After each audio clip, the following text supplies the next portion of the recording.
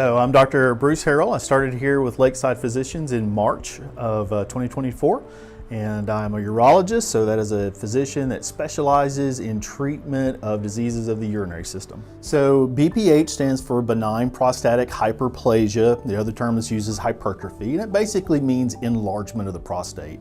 It is a disease of aging. About 50 to 60% of men in their 60s will experience this, and then that increases as men get older. 70–80% of men in their 80s have BPH, so it's definitely a disease of aging.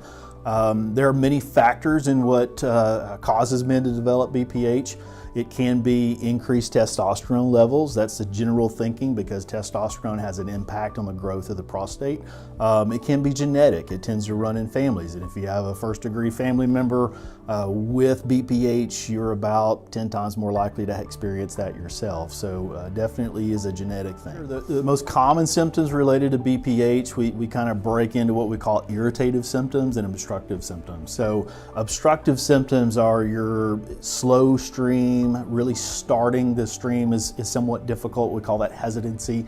You may notice a reduced flow. Then there are irritative symptoms, which are more the frequency, the urgency, just feeling like you don't empty, like you need to go all the time, and getting up at night.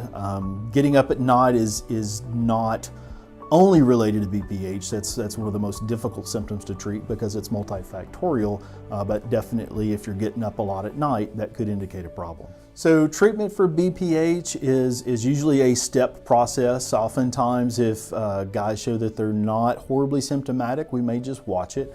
I'm typically not a pill-pushing kind of doc.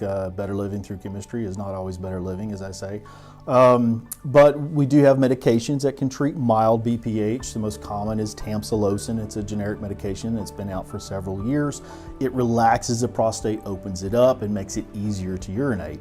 It doesn't really address the enlargement though, and that's one of its downfalls. And so there's another medication called finasteride, or dutasteride is a cousin to it, that we use to actually shrink the prostate.